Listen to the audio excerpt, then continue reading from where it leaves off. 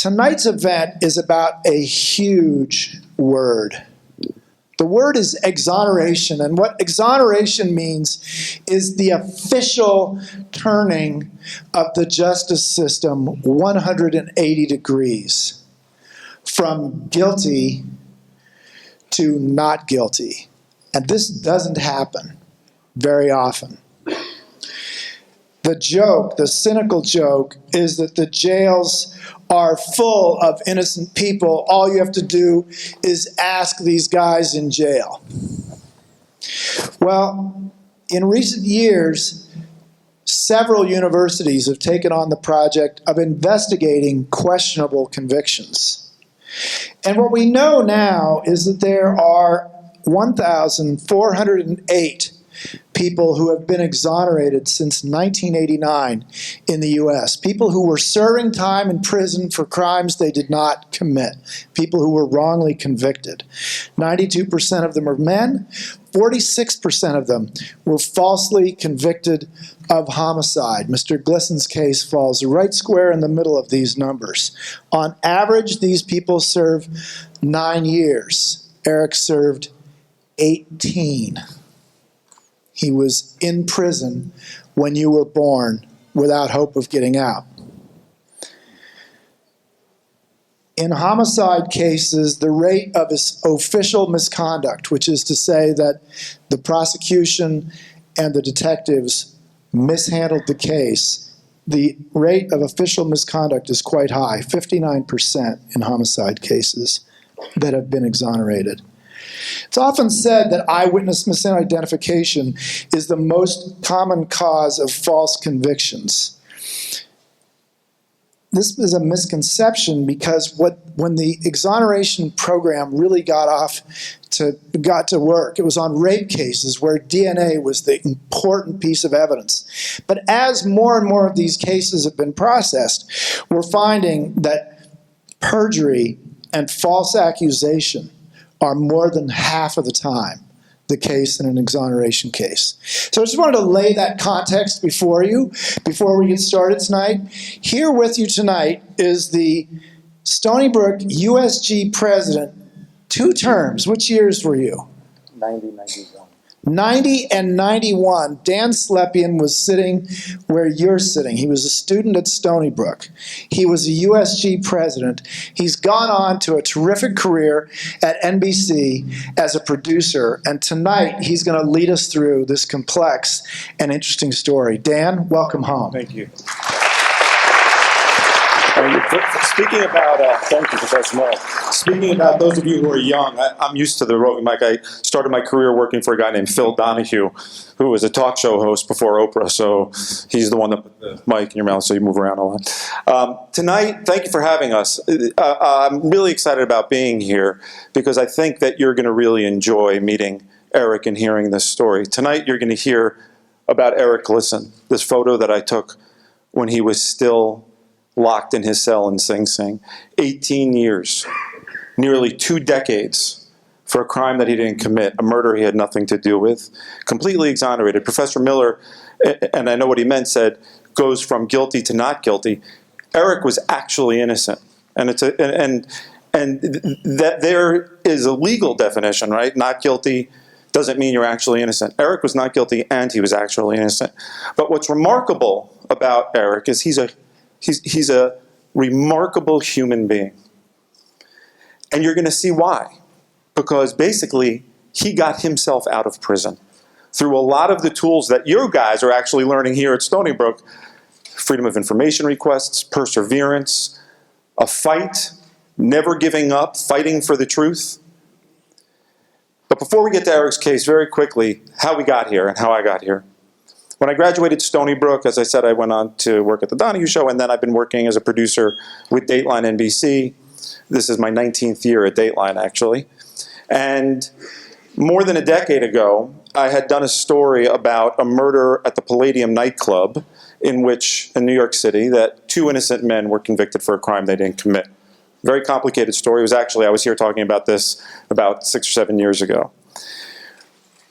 That was a 2-hour broadcast documentary that NBC aired in 2007. I had been filming that for 5 years. When I came to my own moral certainty that these two men were actually innocent, their names were David Lemus and Olmedo Hidalgo, I used to go visit Mr. Lemus in prison on the anniversary for the murder for which he was wrongfully convicted. It was Thanksgiving Day is when I used to go visit him. And I was visiting him, and they ultimately got out of prison, conviction was overturned, they're free. In 2002, I was visiting Mr. Lemus on Thanksgiving Day, and I said to him, you know, you must meet other guys in prison. If there's anybody else you think I should talk to, let me know. And by this time, as a journalist, you know, when you're working your way through your careers in life, all of us have our passions, all of us have our interests. For me, it was like a light bulb that went off at some point. I was sitting across the table in a maximum security prison, and I had evidence that this man was actually innocent. He had been there for 15 years, and nobody was really doing anything about it. So I used to visit him and ask, and I started asking about other cases. He said to me, you know, there's this guy I met in the legal library. His name is John Adrian Velasquez. I said, have John Adrian write to me. John Adrian wrote to me on December 5th, 2002. And his letters were so desperate and yearning for help, proclaiming his innocence in the face of such obvious potential innocence and evidence.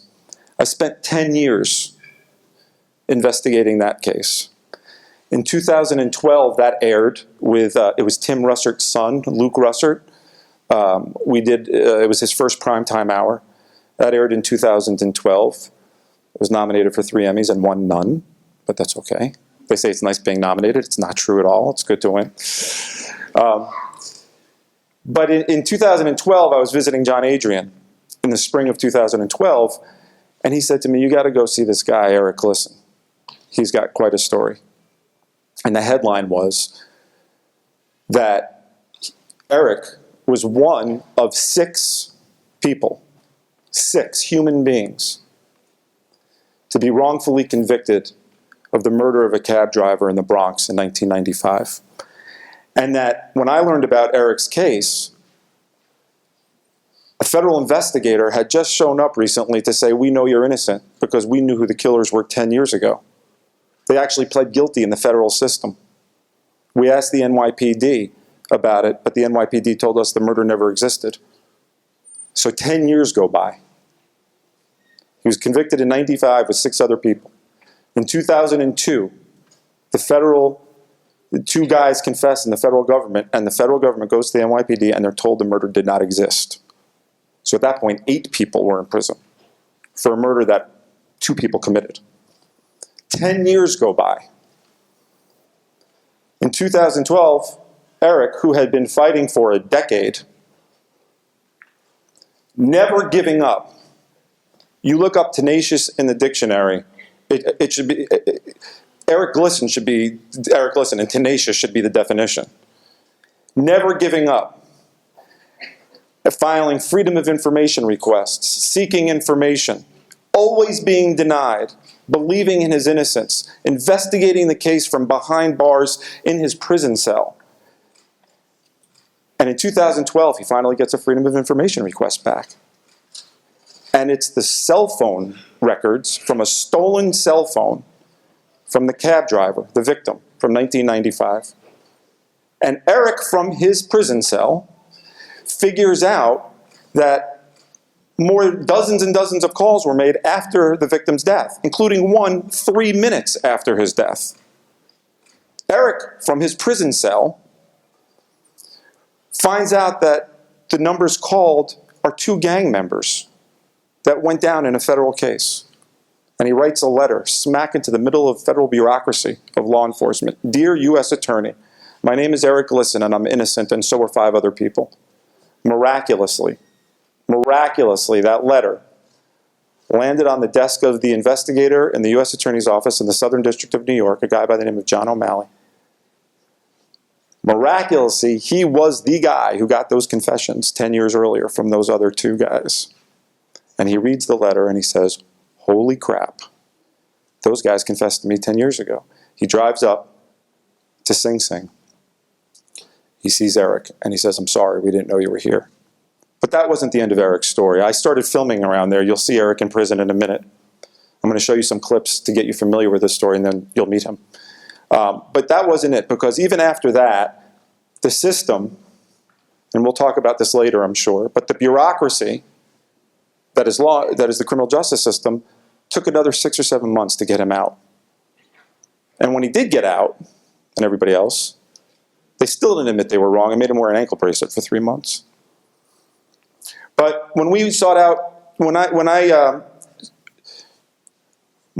started out telling Eric's story, we didn't know where it was going to go. We didn't know if he was going to get out. I didn't know if he was innocent. But what I did know is that he was a special human being who communicated in a way sometimes that's more than just words, and he had the facts to back him up. And so what we did is we figured out, I went to deconstruct Eric's story and meet some people along the way. So this first clip I'm going to show you, this was an hour-long broadcast that aired, that I've cut down, don't worry, to 3 clips of just a few minutes. And the first clip is how we started the show, and you'll meet a woman that was an odd... Has anybody in here seen the show, by the way, just by show of hands? All right, good. A few, oh, too many, okay. So you'll relive it again. So the first clip is a very unlikely friend of Eric's, as you'll see, who got him in some ways to where we are today. Sing Sing Correctional Facility, the maximum security prison in New York. Good morning. Thank you. It is not where you'd expect to find this gentle woman. In Sing Sing, they call me Grandma. Grandma volunteers at the prison, working with inmates in a theater program. She even teaches them Chinese. Through the years, Grandma has helped dozens of men. But she says this inmate here on stage, a convicted killer, has changed her. He's just so brave. Sister Joanna remembers the first time she met this inmate. He was sitting alone, eating.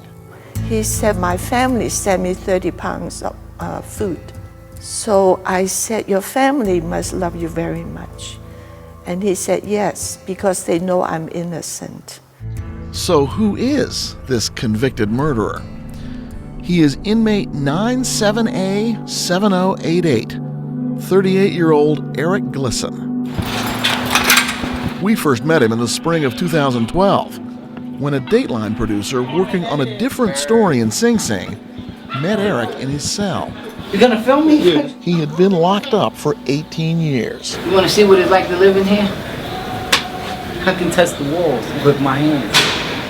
Eric told us he didn't belong here. My story is I've been unjustly convicted for a crime that I didn't commit. And from February 3rd of 1995 until the present day, I've been sitting in here lingering every day wondering whether this mistake will be corrected. We've heard that before, many times. But what if he was telling the truth?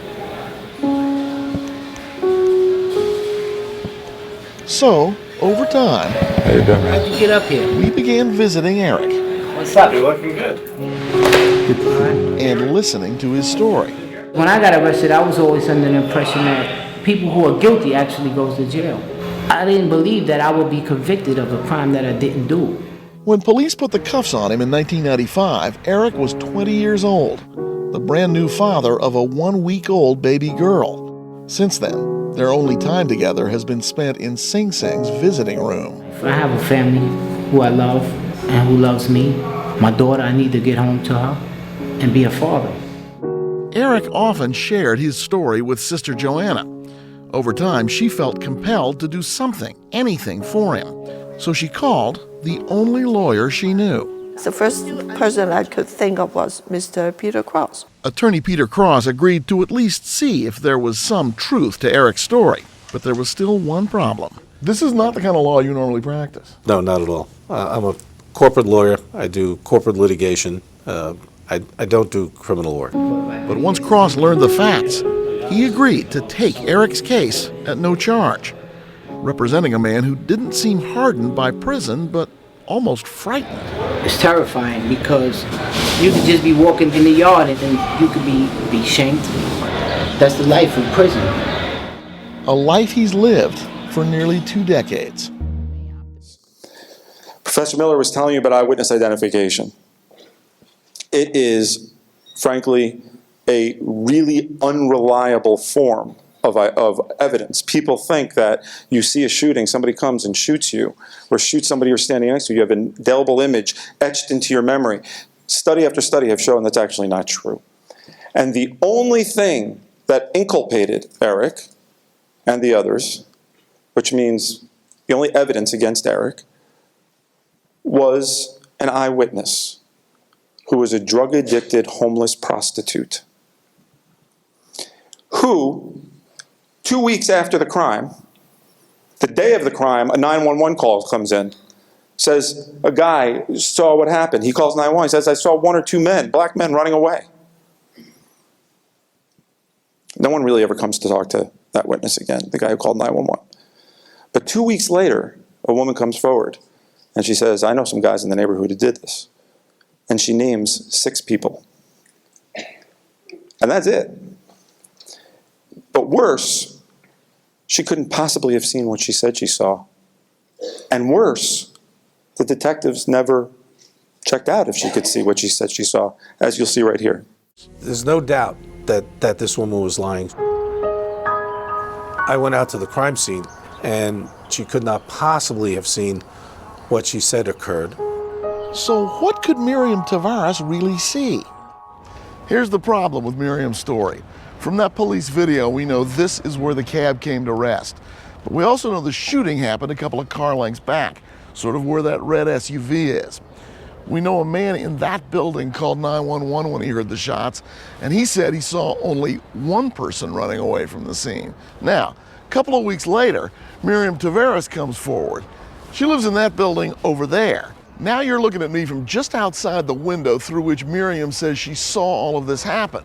Now this has to be easily 100 yards away. And she says she saw 6 people from the neighborhood commit the crime. She says she heard what they said, and she saw what they stole. And she said she saw all of it looking through this bathroom window. The only problem is, if you go back to where the shooting actually happened, it's pretty clear Miriam Tavares couldn't have seen anything at all. The lead detective in the case who arrested Eric, he was responsible for this whole thing. He never did that. He never went into the apartment to see if she could say what she saw. 6 people. And it got past the prosecutor, got past the detectives, lieutenants, got past jury, appellate courts. It's that simple. There's really nothing more to it, because you're thinking, well, I don't get it. That's what happened. So Eric is fighting from behind bars and will never give up. This is 95. We didn't shoot this in 95, but this happened, this murder in 95. So as I said, in 2012, he finally gets this paperwork that launches him ultimately into his freedom. And while he's in his cell, he's trying to keep up his hope.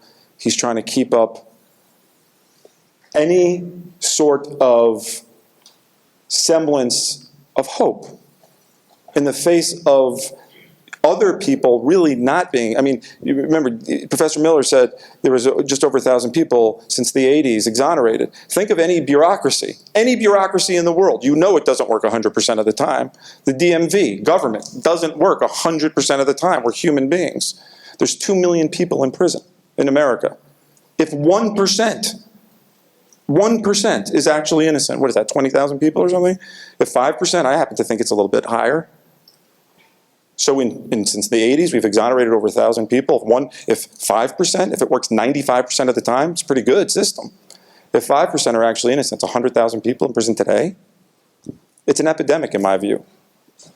So Eric tries to keep his hope in prison, and ultimately, and I'm whizzing past obviously a lot of the details because there's some nuance here, but ultimately he gets out. So you're going to see, you could let this play to the end, and you can move that cursor off that bar because that's really annoying. But you'll see at the end, this is Eric in his cell and what keeps him going and what he hopes for. And then you're going to see a 6-minute, the end of the hour, which is the first day and the first year of Eric's release as a free man after 18 years, nearly 2 decades in prison. But now, at least, Eric had reason to hope, and in his cell he assembled a little photo gallery of others who'd been exonerated. This is my wall of hope. Everyone here has been unjustly convicted and freed. There's a bench by the water that each time I go to the barber shop, I look at that bench and I wonder if I'll ever be able to sit on it and look back up here instead of looking down there. That's been one of my main, goals while I was in here, to sit on that bench as a free man. It's October 22nd, 2012. After living in a prison cell for 18 years, Eric Glisten is finally a free man. Ooh, wait till we pass Chelsea Piers. And we are by his side as he experiences all of it.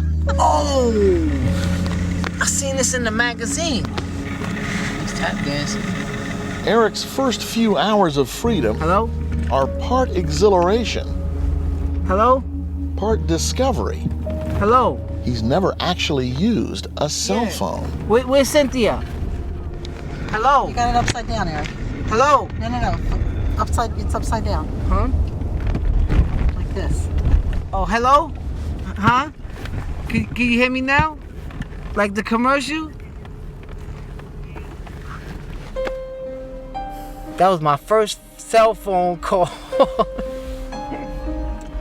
First cell phone call. His first meal? Lamb chops. Let me admire it first. Wow. It's like jumping up out of a coffin and walking. It's like you being read your last rites. And all of a sudden, a miracle happens. Some doctor that just walks in the room and knows exactly how to resuscitate you. And you're back living again. And you're back out in society and you're wondering, will they accept you?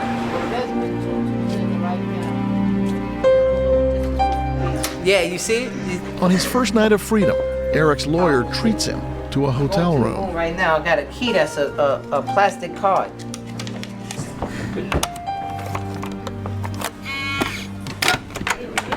Wow. Oh, this is excellent. Holy. Wow. It's got to be at least a 46-inch TV. Bed. Wow. I used to sleep on a metal frame. And now I'm on a comfortable bed. Come here. But the real joy for Eric I wonder why there's no fences like that. is reuniting with his daughter Cynthia. Cell phone towers. Ready, set, go. She was just a week old when he was arrested. Now, she's nearly 18. Don't get too excited. You cheated. The champ. You cheated. And that degree he started working on behind bars? Eric began taking classes again 2 days after his release. And finally got that long-awaited diploma from Mercy College.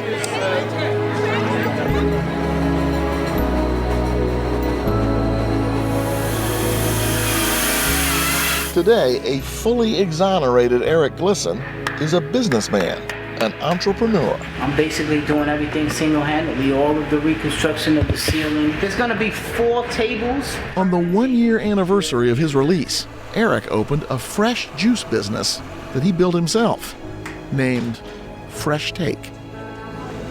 Afternoon, sir. How are you doing? Nice place you have here. Thanks. Where'd you get Fresh Take? Well, I knew that I had a fresh take on life. I'm free now. I'm no longer the victim. I'm the victor. I won. You seem to have come through this remarkably free of bitterness and anger, or you're hiding it very well. Well, I don't have any animosity against anybody at this point, except the people who grow strawberries and raise the prices. Because the strawberry's the primary thing. Because that's a crime. Yeah, it is a crime. I mean, Eric has a business partner, someone he met when he was still locked up. He's become my brother. It's Charmaine Chester, his lawyer's assistant. I call him my bratty little brother, and I'm the annoying older sister. They've been in business 8 months now. Eric says he loves it. Big pivotal point in my life. It gave me a lot of tools. On this day, we had a little surprise for him. He hasn't seen Sister Joanna Chan since he's been released. The woman who put Eric on a quest for freedom all those years ago. You know, working together collectively. Oh my God! Oh my God! Oh my God! Grandma!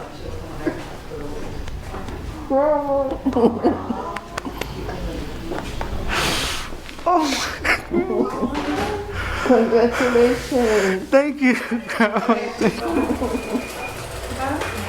Oh my God! They told me you were in China. I was. And there was one last thing we wanted to do with Eric. Remember that bench Eric could see from inside Sing Sing? Not too long ago, we took him back there. Right here. We watched him finally make good on that promise to himself.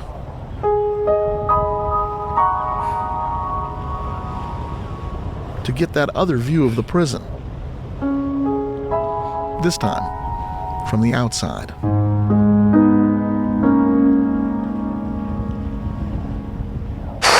Thank you, everyone.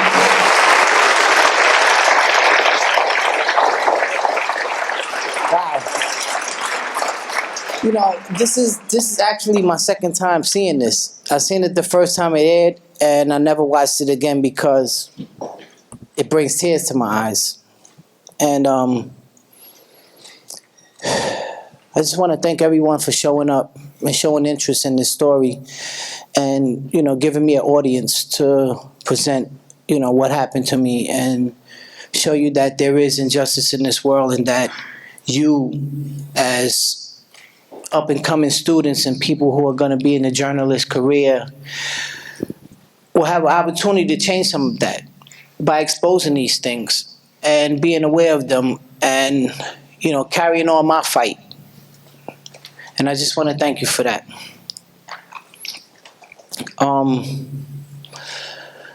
A lot of you may not know about the criminal justice system and how it functions, but there's a lot of flaws in it, and it pains me that us as a country, a nation of law and order that we project around the world, has serious flaws in our justice system, and something needs to be done. And so I'm petitioning every one of you that if you ever hear of something that's an injustice in this world, regardless if it's related to you or just a total stranger, help that person. Stand up and help them, because I never thought that anybody would help me. I thought I was in there alone by myself, but Grandma, she introduced me to Mr. Cross, my attorney, and they stood by me for nearly 7 years while I had this long, protracted fight against the Bronx District Attorney's Office. And we prevailed. And I'm standing here in front of you today, no longer the victim, like I said, but the victor. And it feels great to be in society, because at first I thought that I would be rejected, that I spent so many years away from society that I would never be able to fully reacclimate back into society. It was a trial. I know that I had to do a lot of empirical observations just to readjust and look at the different subcultures, the societal norms and things of that nature. But I did it, and I think I'm kind of successful, that I came out of prison, not unscathed, but somewhat intact. And with that, I would like to know if anyone has any questions.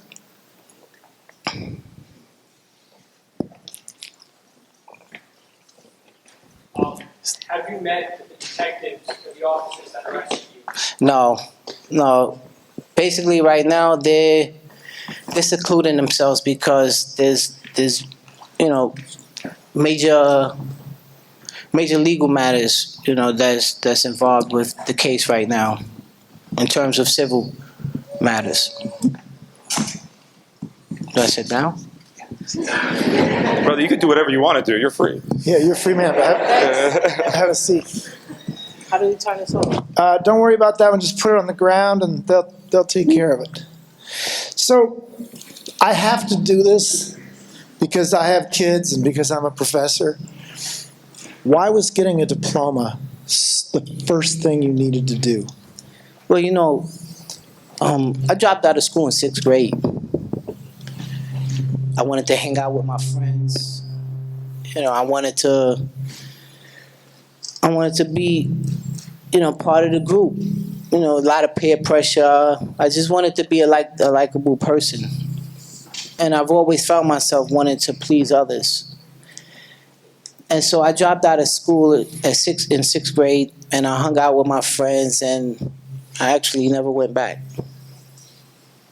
So while I was in prison, I didn't have a GED, I didn't have anything, a high school diploma or anything. But I knew I had to get it. I knew in there I had to change my life, and I had to bring a different man home to my family. Not the same one who left them. So I made a promise to myself that I was going to get my GED. And I immediately went to the education counselor, and I got some self-study materials from her. And I told her I wanted to take my GED, but she was reluctant to give it to me because she said, you only went to the 6th grade, and you might as well just not even take your GED.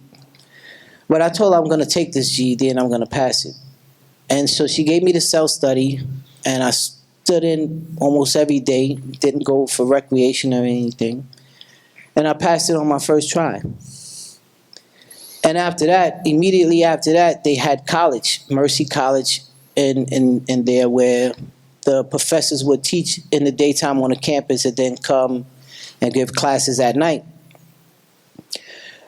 And I wanted to get into the Mercy College program. And so I decided to apply for it. I went through hell trying to get in there because you have to take an entry-level exam, and you have to do remedial classes and things like that. But I was determined, and I went to the library. I got a lot of books. I studied the dictionary. I would take 5 words out of the dictionary a day to build up my vocabulary so that I can express myself better and write better, because Mercy College are very big on writing. And I passed the entry-level exam, and I was admitted. Fortunately, 2 days after I got out, I was released from prison. I was back on the campus in the same professors' classes that I was in there, biology, English, Spanish. But I had 9 classes left to complete my degree, my bachelor's. I was doing a bachelor's in behavioral science, psychology. I wrote a letter, me and my attorney with his assistant, we wrote letters to the president of the college and asked, practically begged her if I could take these 9 classes along with some, what did they call those? Life experience courses. And it was granted to me, and I did the classes, and I graduated 6 months after I was released from prison with a bachelor's degree.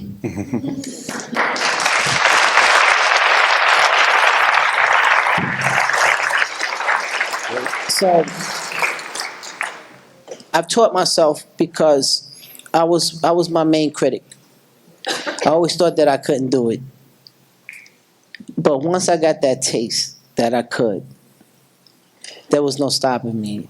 I just went full head, and I knew that one day I would be released from prison if I stayed the course and I didn't give up. Because once you give up, it's like nailing a nail in your coffin. you might as well roll over and die. But I die on my feet, not on my knees. So any of you, whatever you may be going through in life, whatever trial or tribulation, just don't give up. Don't give up. Fight to the end. Because the next day is always a new day for victory. So please, don't give in to pressure. Don't give in to anything. If you believe in your heart that what you're doing is the right thing, just go for it. Peter, this is not your line of work. You're a corporate lawyer. You're the guy who deals with the people who get away with it. No, I don't. I mean, maybe you felt that way at times. No, you know, I haven't felt that way. But with people you're dealing with, when you're representing somebody, I mean, you're in this tension-filled environment in which there are counterclaims between your client and maybe another person's client. What was so compelling about Eric that you took his case? What had he done that made the case make sense to you? Well, the whole reason I got involved in this case really was Sister Joanna Chan. Sister Chan and I go back years. She's an amazing woman, as Eric will tell you. And when she came here from China as a Marinol nun, she started teaching. She enrolled in Columbia University, got a doctorate in education there. And she founded a small theater company in Manhattan called the Yangtze Repertory Theater. And I ended up representing her pro bono in that theater project, and we got to be good friends. And so when she got to know Eric from the Sing Sing theater program and started to believe in his innocence, and she got me involved to meet Eric in the first place, and I met him, and I was very impressed. And, you know, I'd been practicing law 30-something years by that time, so it's not exactly like I said, oh yeah, this guy's innocent, I gotta do it. We did our due diligence. I got to know Eric better and better, and did my own investigation and realized that what he was saying was absolutely right. And but I knew that Eric had exhausted all of his appeals. He had been to federal court, habeas corpus, once or twice. Twice, been turned down by a federal judge. In fact, now we're before the same federal judge that denied his habeas corpus. We now have a civil case, and this judge is mediating or attempting to mediate a settlement at some point. But since I'm a corporate lawyer and really never did this type of criminal work, although I had done other types of white-collar criminal stuff, I figured I could do no harm because he had already exhausted all of his appeals. All of the real criminal lawyers had already turned you down. Yes. So I said to Eric, look, let's work together on this, but you have to understand, given where this case is, we're really looking for the one-armed man. The only way we're going to get you out of prison realistically is if we can find the real killers.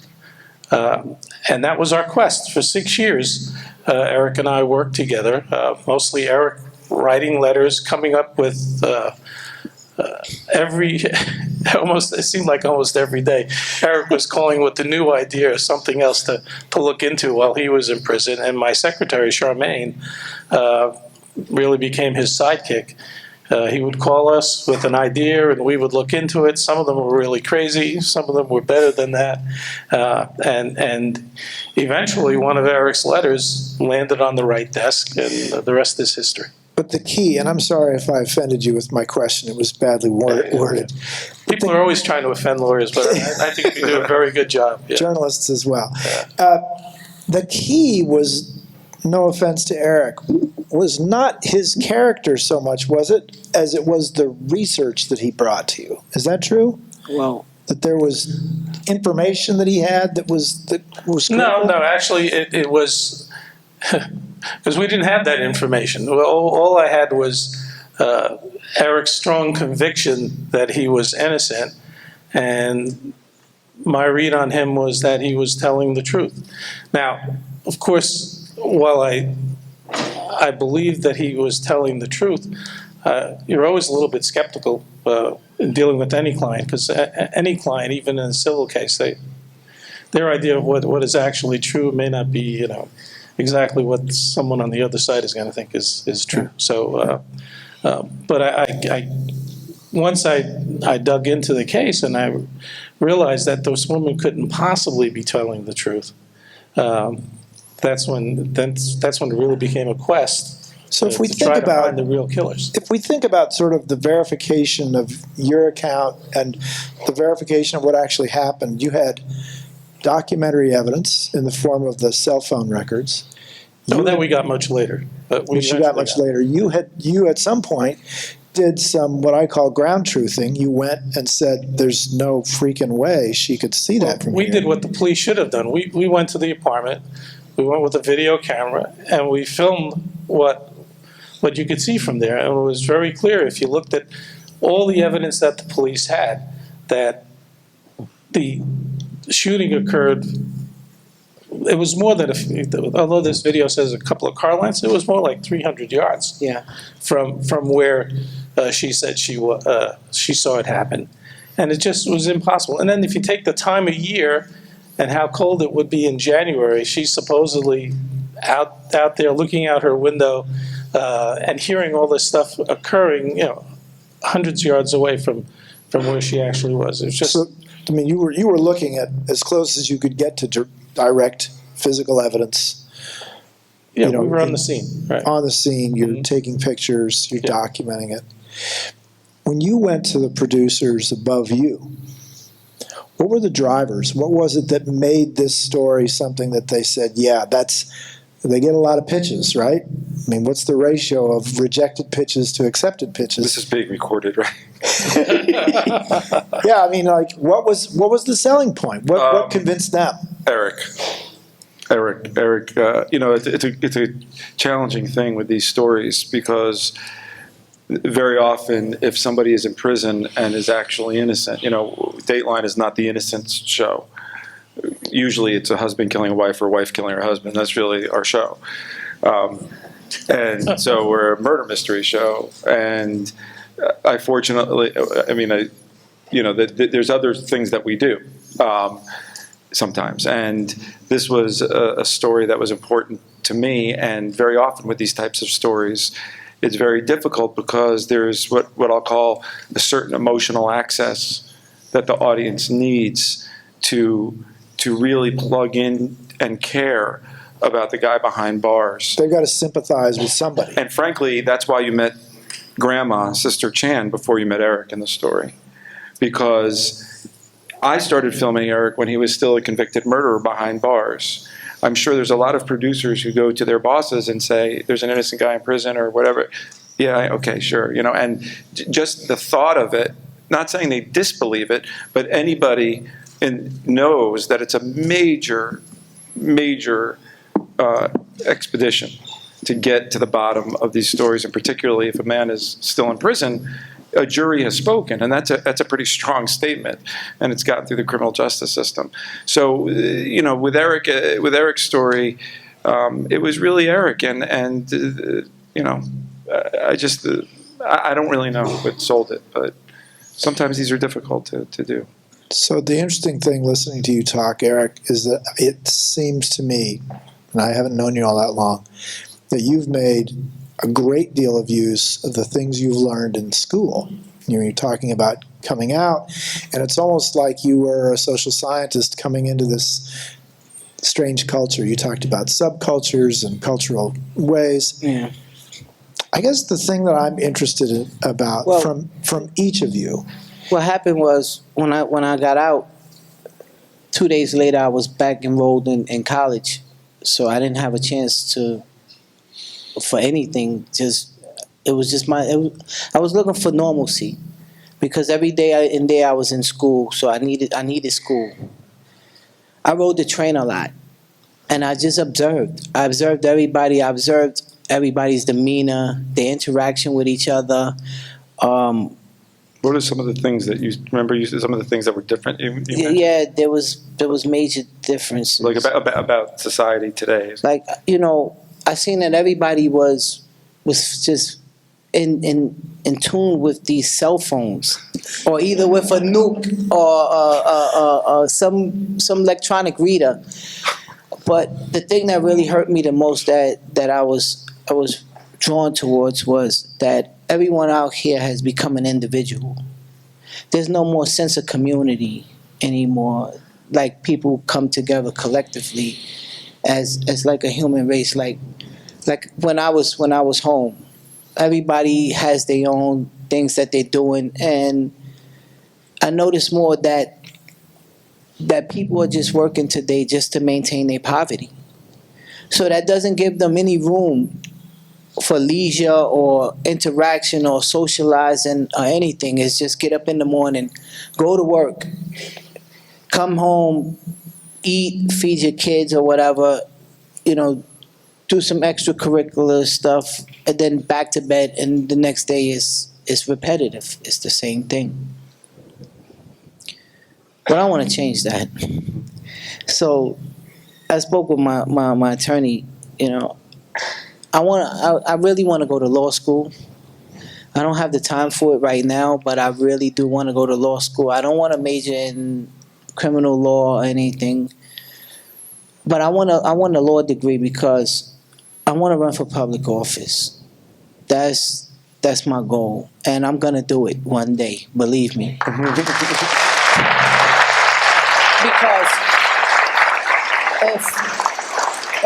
if I'm in public office and I become a legislator or something of that nature, I'm the representative of this district, I can control the money that comes in there into that community, that district, and I know exactly where it needs to be. And I need more jobs and more after-school programs and things that'll give people a chance to breathe a little in life. Extra like after-school programs for kids that are, how would you say it, are effective, because the programs that they have today are just designed just to keep your kid after school until a certain time and release them. There's no real curriculum in these after-school programs, because I've spoken at least like 3 schools, and I asked the principal, and I actually went and I observed the after-school programs, and it's just a bunch of kids just sitting around. There's no reading no more.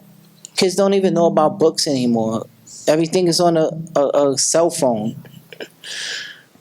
But I think that if I'm able to control the money that's coming into the community, I will be able to make a bigger difference and change people's lives. What was your question? So I was heading another direction. I mean, now we've got your announcement that you're running for office. We've committed some news tonight, so that's actually pretty interesting. I guess what I wanted each of you to reflect on for a second, and then we'll go to the questions, so start preparing for your question. What is the ability of information to equalize power? You were in a powerless place. How important was information, and what kind of information actually serves as an equalizer? The truth. That's the kind of information that's the equalizer. It's the truth. And that's all you're looking for in there. When you're sentenced to 25 years to life and you see other individuals who have been in there for 34 years, 40 years, and constantly being denied by parole, and you see people die in there, and I've seen people commit suicide, you wonder if that's going to be your fate. Are you going to die in prison? Will that be you, the guy that down the few cells away that just hung himself because he got tired of getting hit by parole? When you go to the parole board in there, they always constantly give you 2 extra years. You can do 25 years, but when you go to parole board, they hit you with 2 more years, so you're doing 27 years. And when you go back to the parole board, they give you another 2 more years, so you're doing 29 years. And it's just a constant thing.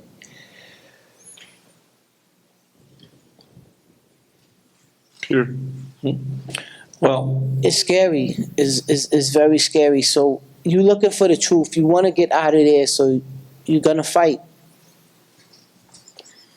well, in our case, what really, I think, helped to make a difference was the fact that we had Dan and Dateline behind us. There are so many people that Dan and I have come across, and Dan has been doing this longer than I have. Dan's been doing it for about 20 years. I've only been in this now for about 8 years. But we all know of many innocent people. And it's one thing to have the knowledge that they're innocent, another thing to be able to turn the system around. That's a very hard thing to do. And the press and coverage like Dan was willing to provide through NBC was critical in getting our case not only public attention, but getting the district attorney to really focus on this and realize that something had to be done about Eric's case. And in fact, I don't think it would have been possible to get Eric and the 4 other people out of jail in the time that we were able to do it, a reasonable amount of time, but for the fact that the press was really on our side. I'm not going to say on our side. The press was out there for the facts, but the facts were on our side, and so that really put the press on our side. We had the New York Times, the New York Post, all the local papers supporting the cause of Eric's innocence. I actually think that this one point is a very interesting discussion for journalism school, because I'm often accused, I'll use the word accused, of being an advocate. And in terms of your question about information wins the day in our world, right? As journalism, it's the facts that rule the day, not emotion. It's not, either we have the facts to report a story, broadcast a story with some serious allegations, and they're the facts, or we don't have them. So that wins the day. And we need to do that in an objective, fair-minded, intellectually honest way. The problem with these kinds of cases is that your head and your heart start to get, talking to each other. And when you walk into a maximum security prison, or when I'm in Sing Sing and I'm looking at Eric in his cell, and I know the facts, that becomes something that I feel like I can't turn away from as a human being. And so what I need to evaluate very often, and I do it all the time, is think to myself, am I going too far? Is this the right thing to be doing as a journalist? Is this the right thing to be doing as a human being? And when do I care or not? And what I mean by that is, I felt, for example, when Eric was still in prison, I felt like a story had to be done. To me, it wasn't advocacy. It was an important story. So I pushed and produced a story that aired on WNBC while Eric was still in prison on Channel 4, which raised awareness about the case. Was that a move of advocacy? Peter says, on our side. I had nobody telling me that Eric was guilty. So I don't know if it's about a side or it's an interesting debate, and one that, when we're involved with matters of the heart in journalism, you have to reevaluate it a lot and make sure you're not crossing the line. Because once you do, there's really A, no going back, and B, your entire product becomes questionable. Okay, we're going to turn to your questions. If you'd line up at the microphone's here and here, and we'll take turns back and forth. I need you to line up quickly so we can do a little time count, because we have a thing called the Bernstein Rule, which is that the people answering the questions have to try and cover as many of the questions as possible. So we've got 8, 10, 12. Ooh, we've got about, I'm going to say we've got 15 questions for 15 minutes, so this is going to be like a lightning round, gentlemen. If you would identify yourself quickly and say who the question is directed to, and away we go. So we'll start here. Hi, I'm Ariel Mendelson. I have a question for Eric. Yes.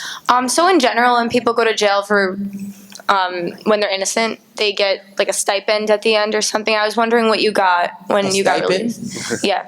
He didn't even get a bus ticket. It's not the word for it, like money back. Well, when you're released, and you file civil suits, the state and the city, at some point they compensate you. And I don't really know exactly what's going on, but my attorney can. I didn't know if maybe they paid for college for you or. No. Let me say something about this, because this really bothers the heck out of me. If you serve your time in prison, they have all sorts of release programs for prisoners who actually were guilty and served their time. When Eric and other people like him get out of jail, that's it. There is no program for any person who was wrongfully convicted and is released from jail. No resources. We were very lucky that the same Mercy College scholarship program that normally doesn't extend to released prisoners, they made an exception for Eric, and Mercy College and the Sunshine Lady Foundation each split half the cost of the rest of Eric's college education. Okay. But there's nothing provided for Mercy's expensive. Yeah. Okay. Very expensive. Sorry for And they call themselves Mercy. You should have gone to Stony Brook, Eric. Yeah. Hello, Mr. Glisson. My name is Jonathan Klein. So my question is, why was it that the prostitute named you and the 5 other people that were put away? Well, at the time, she was homeless, and the police gave her an opportunity to gain housing, as well as some subsidized income with welfare and things of that nature, in exchange for her testimony. Dane? You watch the whole show, you'll see it. Dane? Hi, my name is Dan Taylor. I'm just wondering, why aren't you angry? Because Well, if I was to remain angry and keep that bitterness inside me, it'll start to fester, and it'll start to hurt me as well as the people around me. And I've never been one that holds a grudge against anybody. Yeah, I may dislike what the detectives did to me. I may say F them or whatever. People ask me. People said that they should be in prison, but I don't agree with that. I just want to be happy. I'm not the one that have to look in the mirror. It's them. They're the one that committed this injustice against me, and they have to look at themselves every day, not me. Hi, my name is Mirna, and I have 2 questions. You don't get 2, you just get 1. Nice try, though. I answer them fast. Question. Okay.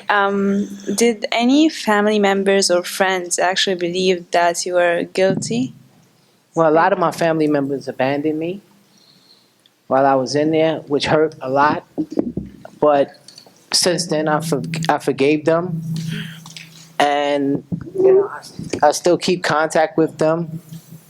Like one of my aunts, because in there you get to cook. You get to cook inside your cell and make all the food you want. You have pots and pans, and there was quite a few nights that I went to bed hungry, with no food in my cell, and I would call home to ask one of my aunts or something for something to eat, to send me something fast to eat, and she would tell me, "Don't the state supposed to take care of you?"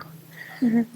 And that hurt, but I still talk to her today, and I forgave her for that. So, never hold a grudge, because if you go to sleep with a grudge and that anger in your heart, you're gonna wake up mean and mad the next morning. Since he took mercy on you, you get number 2. Okay. Are you trying to do anything to help other innocent prisoners? Well, right now, things are in it's just like planning stages, but I do plan to come up with a foundation that is gonna be interested in helping other people gain their freedom and exonerate actually innocent people. Thanks. We're gonna need a lot of journalists for that. Hello, my name is Giovanni, and When you came back from prison, how did you see your neighborhood, and in what ways do you feel that it has changed, specifically your neighborhood? Like My where you grew up? neighborhood? My neighborhood took a turn for the worse. It's gang infested now. A lot of people who lived there, decent people back then, have moved out. I don't frequent it anymore. So I really don't know much about what's going on there. You know, my life is structured now. I just have things that I do every day, repetitive, like work in my store and work in the daytime. I build buildings. I'm building a 5-story building right now because I love construction for affordable homes. And later on at night, I work in my juice bar and I help out. So that's basically my typical day. Thank you. You're welcome. Hi, my name's Stephanie. I'm a little short. I have a question for Eric. When you were in jail, did you meet others that also were wrongfully convicted? And if so, could you say one of their stories that moved you the most, and if they ever got out? Well, there's a show that was aired by NBC that Dan spoke about. It's called Conviction. And it's a dear friend of mine, an actual comrade. His name is John Adrian Velasquez. So if any of y'all Google his name, John Adrian Velasquez, you will see his story. And you know, I'm just so sad that I left my comrade back there, knowing that he's innocent. But we're working to get him released. It's going to be an uphill battle because, you know, the district attorney's office is reluctant to admit that he's innocent. But if any of y'all are willing, you can just pray for him and just keep a good spirit and just hope that he's released soon. Because I spoke with him about a week and a half ago, and I could tell like he's losing his spirit. You can tell that he's losing that fight, and I just want to just send positive energy towards him so that he can keep that spirit up and continue fighting. Okay, great. Thank you. So John Adrian Velasquez. Thank you. Hi, I'm Jason. I have a question for Eric. So earlier someone asked if you met the two detectives that sent you into prison, and you said that there was a lot of legal processes that are still occurring for this case. I was wondering what kind of legal processes are still occurring, even though I thought it ended right there, as you mentioned. Well, there's still a lot of investigation going on by the state and the city. They're trying to defend this case and possibly put me back in prison. What?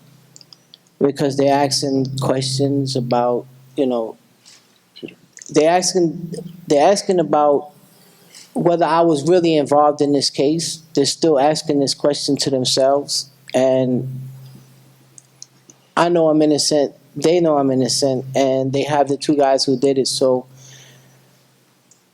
I'll always be free. So there's nothing that can be done. Thank you.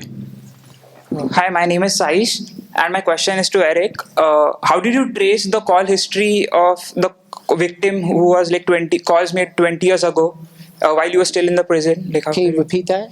How did you get the call history of the person, the victim, while you were still in prison? Like, how did you trace the calls, like the call history of the person? The victim? Yeah. The taxi driver, yeah. How did you get the call history, the cell phone history? Oh, the cell phone records? Yeah. Oh, through Freedom of Information. Okay. The call history, right? Uh-huh. Well, when they committed this crime, they took the victim's cell phone, and that was part of the indictment. But the district attorney and the police, they had that information from the beginning. So 20 years back, it wasn't noted. They never investigated. They had it from maybe 3 weeks after I was incarcerated. They had the victim's cell phone records, and they had an itemized list of everyone who was called with that phone, but they refused to investigate it. Well, actually, they did. We know they did investigate it, and in fact, the the first call that was made a few minutes after the killing was to the home of one of the actual killers. The father. I mean, Who confessed? who had confessed to the feds in 2002. So if the police had done any kind of normal police work, they would have found the real killers by using the cell phone records. That's what makes this case very egregious, besides a lot of other stuff that went wrong. Yeah. Well, I think part of what he's asking is how did he get those records? Under state law, Get them. under state law, everyone in this room has the right to request copies of police investigative records after a period of time and could have done what Eric did. Every one of you has the right to see those files. Yes. From any government agency, you can. It's called Freedom of Information. You know, it's an acronym. The acronym is FOIL, FOIL. So whatever document that you want, you can just request it through a Freedom of Information request, and they make you pay 25 cents a page. Okay. Yeah, and when you see those documents, everything that's useful is blacked out, right? Yeah, it's always omitted. So a lot of times when I got those documents, I was down because what I was looking for was blotted out. Oh, okay. Thank you. You're welcome. Hello, my name's Nicola. I was wondering, and this is for, I guess, anyone, what's the first change that you would like to see in the justice system to avoid this same thing happening to other people? I want to see the indemnification removed from the district attorney. You know, they're indemnified and basically exempt from any prosecution. Well, they have blanket immunity. So they can arrest anybody, know that they're innocent, and still continue to prosecute them and convict them and send them away for the rest of their life and not be held accountable for it. I feel like this is a really nuanced, it's a good question. I think it's a really nuanced answer because, you know, with these cases, there's really never a bad person, so to speak, or that's the bad guy, because it's more bureaucratic. It's more kind of, that's the way the system works. Prosecutors put people in prison, defense attorneys try and get them out of prison. And I think that, you know, without pointing to, I mean, there's certain things that have been suggested for years, which, you know, sequential lineups, not the detective not overseeing the case, not doing the lineup, so it's blind, so that the person conducting lineups doesn't know who the people in for eyewitness identification, videotaping confessions. There's all those specific suggestions how to strengthen the system. But what I think overall, and smarter people disagree maybe with me, is that there needs to be an independent, intellectually honest, objective group of people who can review these cases. Because generally what happens, as in John Adrian Velasquez's case, again, that's John Adrian Velasquez, Velazquez. If you see his show that we did, that's the one I took 10 years to investigate, you'll see that 99 out of 100 people will say he's innocent, and the one other person might say, well, he didn't get a fair trial. But the problem, as I see it with his case, is that the Manhattan District Attorney's Office, who are the ones who got the conviction, are the ones doing the reinvestigation. And there's an inherent conflict in that, whether you know it or not, sociologically. In other words, if someone said to me, with even what I know about wrongful convictions, if someone said to me today, you're now the DA of Manhattan County, I can't be intellectually honest and tell you that I would behave differently because I don't know the pressure of the bureaucracy underneath me. Footnote to news literacy students: verification, independence, accountability. Right? That district attorney who put him away cannot be independent in his investigation of whether they put him away incorrectly. You can use that on the exam tomorrow, by the way. Well, the district attorney who arrested me, he met his own fate. He had a massive heart attack in court during another murder trial. So, you know, he's no longer with us, and, you know, I grieve for his family, you know, because they're suffering without their loved one, and they're not the ones who committed this against me. But, you know, I guess he got what he deserved. Okay, I think we've got room for two more, so you're up, man. My name is Alex, and I have a question for Eric. What's up?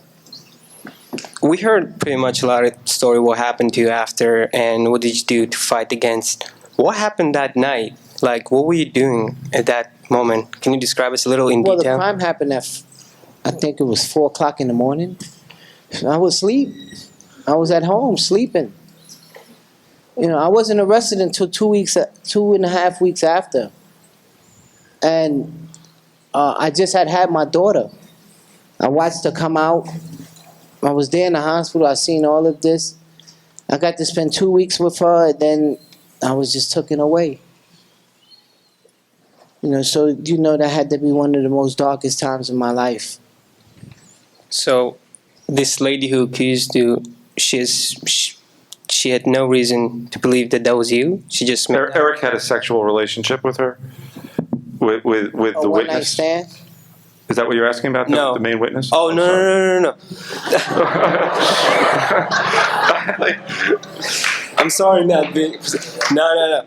The lady who saw through her window. Yes, the main witness, yes. Eric had a relationship with her. Okay. And that's how, and it ended badly, and she knew the other people. It's a small neighborhood where he lived in the Soundview section of the South Bronx. And it was a tight neighborhood, and everybody knew each other. And she had some sort of personal beef, if you will. Which she admitted on the stand. Which she admitted during the trial, yeah. Well, she said she hated me. She hoped that I died, that she had a new boyfriend, and thank God he looks better than me. And that was all in testimony. Yeah, it was that was on her trial. testimony. She's also... And no one even objected, right? But did she look better than you? Okay, last question. Hi, my name is Kyle Barr. My question is for Eric and Mr. Cross. Why do you feel, whether psychologically or legally, that the government or district attorney had so much of a problem with admitting any wrongdoing on this part of the case? Why do I feel they had a problem admitting any wrongdoing? Yeah, they haven't. They've never admitted any wrongdoing. Even when they released Eric from prison, the day that we were in court, they refused. No one said, "We're sorry, we made a mistake," to Eric. In fact, they just said, "We're compelled to release him," basically because we proved he was innocent. This is just a fact of the system. DAs, they exist basically to prosecute people, and they don't like to give up those prosecutions. One of the reasons Sean Adrian is still in jail, even though we all know he's innocent, is that the DA who tried the case against him is still part of the Manhattan District Attorney's Office. I'm shocked that they're keeping this man in jail. We all know he's innocent. Well, I did get a little bit of relief, because for 16 years there was a woman named Nancy Killian who worked in the Bronx District Attorney's Office on the Appeals Bureau. She was the one who would file the opposition against every appeal that I've submitted to the court. So she was like my long-term nemesis. At every turn, it was her name, Nancy Killian, Nancy Killian, Nancy Killian. Every time I filed an appeal, she would object to it, file an opposition. She would lie throughout her content in the appeal, and it would get rejected. But I got to meet her in that courtroom that day. And I walked up to her, and I said, "Mrs. Killian, it's finally nice to meet you." I said, "You won a lot of battles, but I just won the war." She put her head down. She put her head down in defeat. And I just looked at her and I walked off. You know, that was like my crowning moment. I got a chance to see her put her head down in defeat. Because every document I have has her name on it. He got out with an ankle bracelet. I told you that they made him for 3 months. Oh. Yeah, tell him. Oh, I had left from the hotel, then I went and I was living in the village. Mr. Cross' assistant had Miss Charmaine had helped me get an apartment with some church people in the neighborhood in the village on Christopher and Bleecker. And I was living in this one bedroom apartment, and I had this ankle monitor on, and then Hurricane Sandy hit, and the lights went out. And you have to charge this thing, like, you know, they put this on me to add insult to injury, you know. And it started beeping and vibrating at like about 2 something at night, and I was scared to death. I called Peter, and he, frantically, and he told me, don't worry about it, call Charmaine, who lived around the corner, and me and Charmaine wound up being in the precinct until about 4 o'clock in the morning, charging my leg. So, you know, that was the most embarrassing thing that happened to me. In the precinct, charging my leg. So, ladies and gentlemen, I want you to join me in thanking Eric and Dan and Peter and wishing them well.